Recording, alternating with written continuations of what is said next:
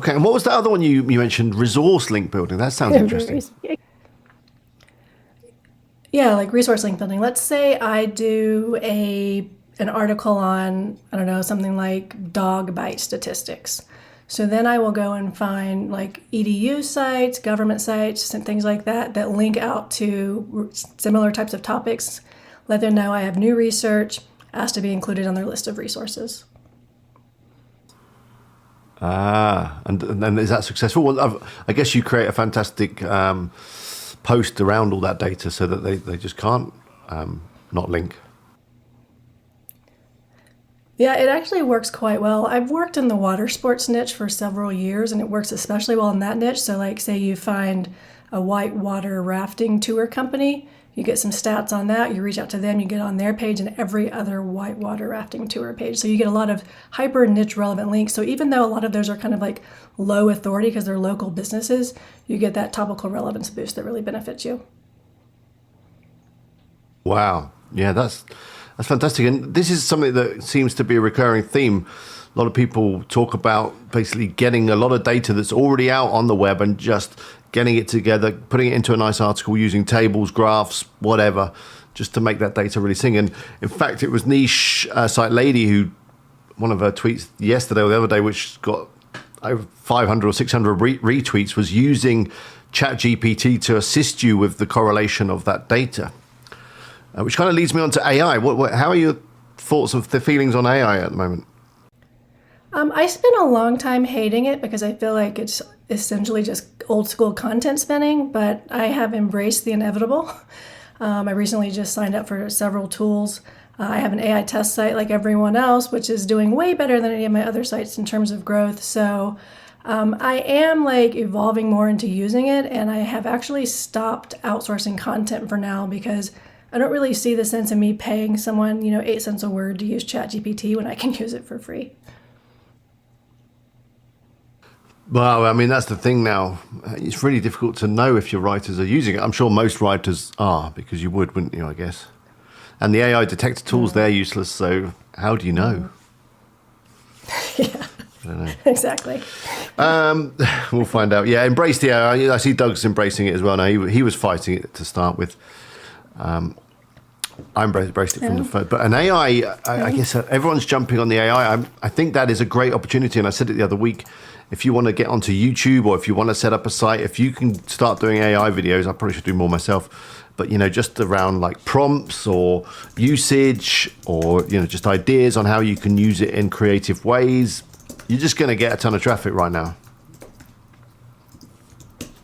Yeah, for sure. Right, let me go through the crowd.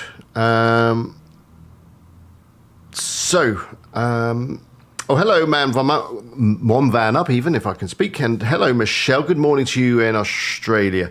Here is one from Jonathan, who's also in Spain. Do you prioritize topical authority in your content strategy? Not quite sure what he means by that. What do you think he means by that? 100%. So to people like me and others, topic clusters. I try to build topic out clusters. I try to build out all of my sites in topic clusters. Okay, because this is something I've started to do on my site, Best Corn Popper, which is obviously a really bad example of how to create a website. But yeah, I've now, because we've written everything about popcorn that we can really think of, but some of the topics they can be broken down. So we're going to try that. And then when you've got a topic cluster, do you just link everything together, or are the links kind of maybe more targeted on what you deem to be the most important article?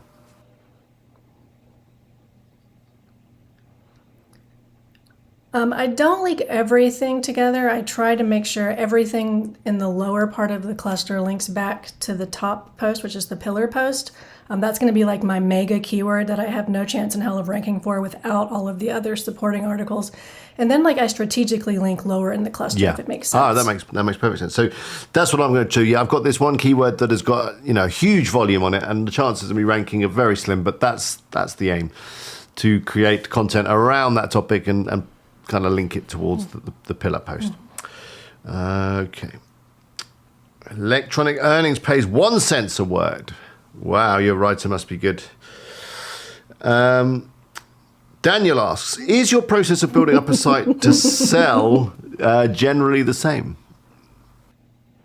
Yes, I mean, just starting with the same basics. And one thing that I do that a lot of site sellers I don't think do is I make sure that I leave opportunities for buyers. So I sold a really large gaming website a couple of years ago, and I purposely put no display ads on it because I knew that would be a good opportunity. And then the site sold in like 2 days because of that. So that if you're looking into getting into flipping, definitely make sure you think in advance, what opportunities can I leave for someone so my site will sell fast. Okay, but then how would you value the site when it doesn't have that kind of monetization?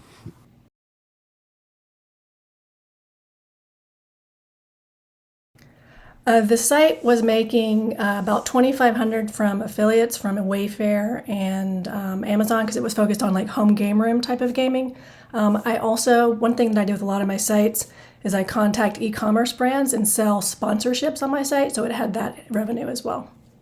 And then you could say, as well, you can stick Ezoic on or Mediavine or whatever, and you can make even more money pretty much overnight. Right. Yep. Andreas, snooping around, says it would be cool to hear more about your AI site. So yeah, what kind of thing are you doing? Are you doing like tutorials? Are you doing reviews? Okay.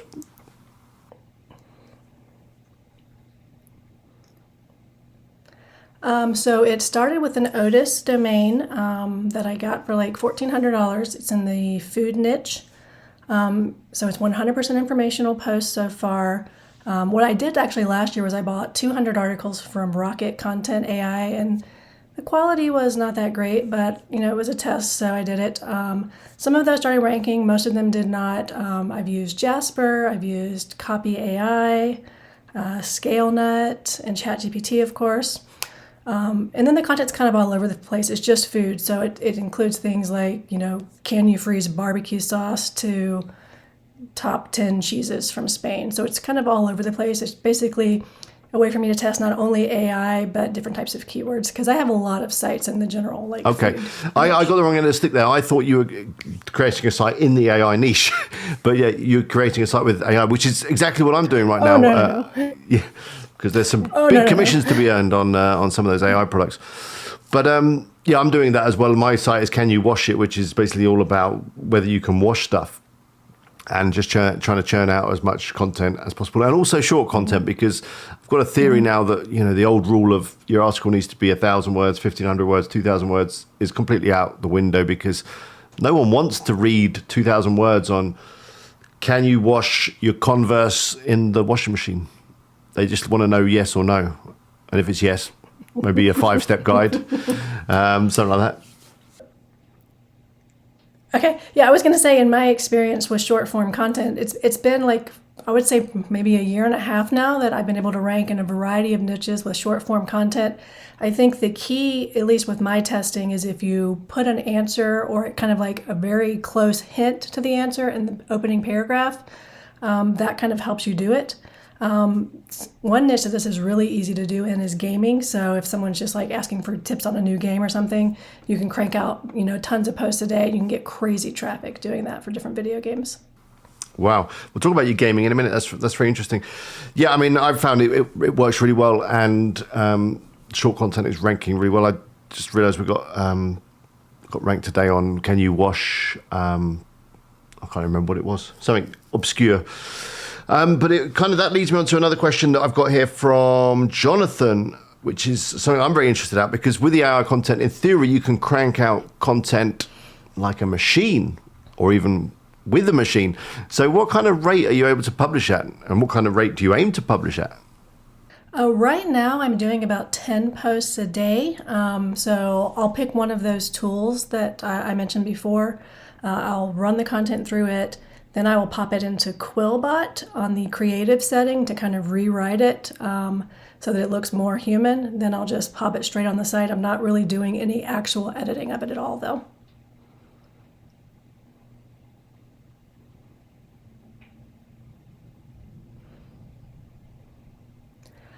Not really.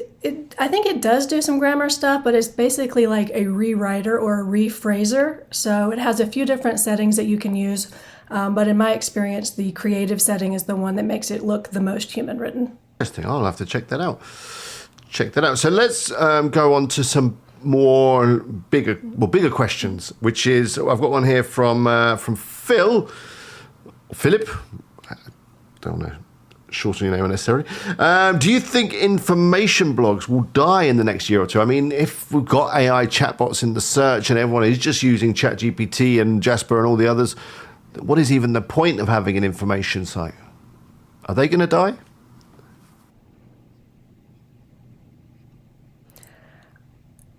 I think the people who have built a business on just sites that are answering questions kind of similar to your test site of can you wash it, I think if you have sites that are just like that where you don't need a real expert to answer it, you only need like a short answer, I think people who have sites just like that are going to be in for a lot of hurt, because I do think those types of sites are going to die.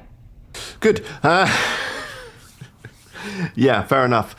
But I mean, the problem we have is, I do at least check the content, is that sometimes the robots get the facts wrong.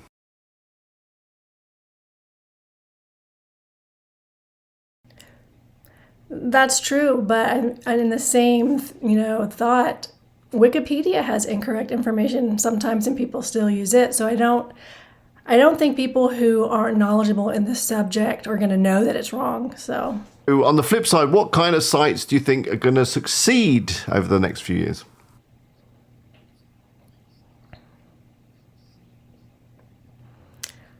I think the sites that are going to have the least risk are going to be the things where you're going to actually need an expert. So let's say I'm renovating my house and I want to know how to hang some drywall, and I want to know that I'm getting the right information because it matters. Those types of sites are going to thrive. I think like crafting sites, people who actually do the projects on their site, maybe they sell tutorials and things like that, I think those sites are going to thrive. I think in some respect we're going to see like cooking recipe sites and travel sites thrive. But I do think they're going to see some losses because you can get good enough information from things like ChatGPT. Well, in regards to travel, I think still with travel and probably food, to have that human experience and input is useful, especially at maybe travel, but also food, I think. I think it's going to lead to more video content being consumed, possibly, because at least you know that is a real human then. Yeah, I've actually been banging the YouTube for niche sites drum since late last year, so it's kind of crazy now that everyone has jumped on this bandwagon. I do think even for sites that are going to suffer from the AI stuff, that YouTube is the way to kind of like lift your site right now and keep it afloat. But you can actually make video with AI, so then the next question we have is how long are YouTube channels going to thrive for site owners, especially if they're faceless channels, which is what I primarily do. I think the people who want to be the face of their channel, they're going to be the ones who in the long term, in say 5 to 10 years are still around. AI voices, but maybe in the future they'll be so good that we won't be able to tell. Mm-hmm. Yeah. Okay, let's go through a few more questions. In fact, I've got a big question for you, which again is kind of, it's not particularly technical, but you said you put 10 articles up a day if you can. What does your daily routine look like? Are you committed to putting a certain number of hours in? Do you just go into the office, shut the door and put your head down? Or how does it work for you? What does a day look like? It's completely random. Since I have so many sites, I try to rotate out sites that I work on. And so in a typical month, I'll say, my goal is to get X number of articles up on this site. If I do more than that, that's good. If not, that's fine.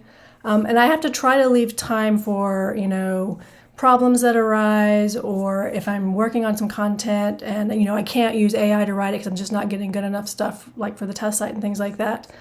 But, I also right now, like I said, I'm making YouTube channels for my site, so I'm trying to work that in as well. So I wouldn't say I have a structured day. Some days I'll take 3 hours for lunch, like I'm Spanish, even though you're the one in Spain. But yeah, it just really varies. Steve says, wow, 10 articles a day. How about SEO and spending time crafting the H2s, then going out searching images relevant to the articles and editing them, etc.? Well, from what you just said, it sounds like you don't spend too long doing that because you're using AI a lot to help you, I guess. But Sometimes articles, I guess, do need more, and it's going to be less than 10 a day. Right, yeah. So like for the pure AI site, you can use something like Surfer or even ScaleNut, Phrase, whatever your tool of choice is, where you basically can see all of the H2s that the sites on page one are using, basically kind of copy those over, rewrite them if you want. So that's the way I do that. I have accounts at FreePic, Deposit Photos, and Canva, and that's just where I pull my photos from. So I don't spend a lot of time stressing about that. I mean, if you've got that many sites, are you the face of all those sites? How do you deliver some authority to those sites? I think I'm only the face of 3 of the sites so far, and they're sites that I plan to hold for the long term, so I don't really care if people find them, I actually did some part-time work as a Google Rater back in I think 2012. So I have intimate knowledge of what EAT was, now they've added the extra E. But basically I know what a joke it is, and I know how little time the Google Raters have to actually check to see if someone is an authority. So I think it's basically a joke, so I don't really worry about it. Some of my sites have, random WeWork addresses on them just for testing purposes, but I don't really see any negative or positive benefits for doing that. Now, if I was trying to create a site, I don't know, in health, maybe I might go the extra mile just to cover my ass, but it's honestly not something that I worry about. Here we go. One from Chef's Travel. That's an interesting one. Is it worth having interesting posts just to keep traffic on your site, even though the title has no chance of ranking? In the past, I would have said yes, but I'm a bit gun shy on that these days because of that helpful content update. That makes me think if we have too many articles on our site that aren't bringing in the traffic, that it might actually end up hurting us. Marcel that we missed, and you've already mentioned that you've had domains from ODYS. Is it foolish to start on a fresh domain? He asks. No, I still start just as many projects on fresh domains as aged ones. For me, what I am most interested in is a brandable domain. So I do try to look for an aged domain first. If I can't find what I like, then I do start with the fresh one. I 301 some aged domains to fresh ones as well.